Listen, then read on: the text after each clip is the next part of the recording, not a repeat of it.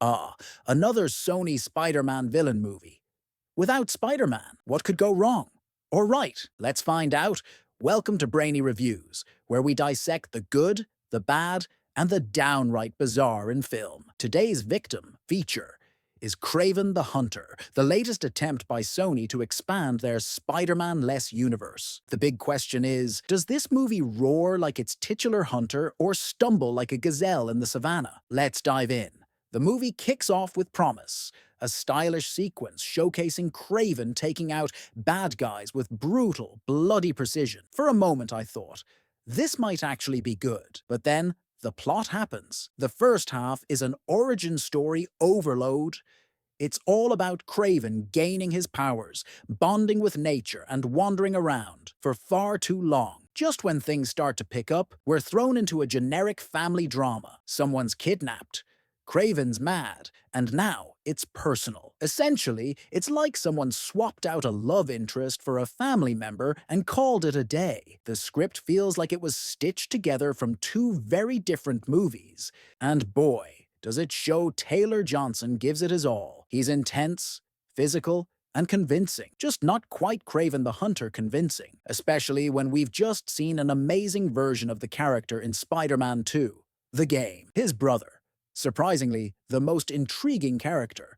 Comic fans will catch the foreshadowing, while others might just think, oh, another brooding sidekick. Either way, he's at least somewhat memorable. And Calypso, she's there, mostly for sequel bait.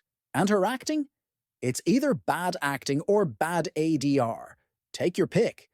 The villains, Russell Crowe, channels the ultimate dad with issues vibe. Then there's Rhino, who looks comic accurate but feels like a cartoon monster in the final act. And the foreigner?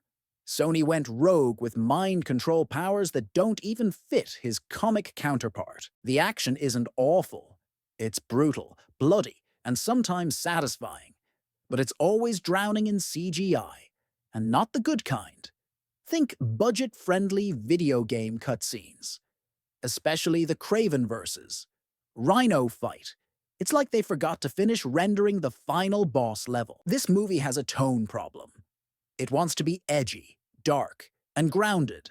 Basically, Sony's version of Logan, but then it throws in characters and subplots that feel like they belong in Crocodile Dundee. The result? A tonal whiplash that leaves you wondering if even the filmmakers knew what movie they were making.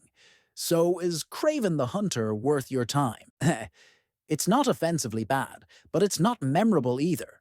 It's just there. A movie that exists. One of the movies of all time, if you will. The best part might be the credits rolling. And I don't mean the mid-credits scene, which is just more sequel bait about the chameleon. But hey, maybe you'll feel differently. Did you love Kraven in the Spider-Man 2 game?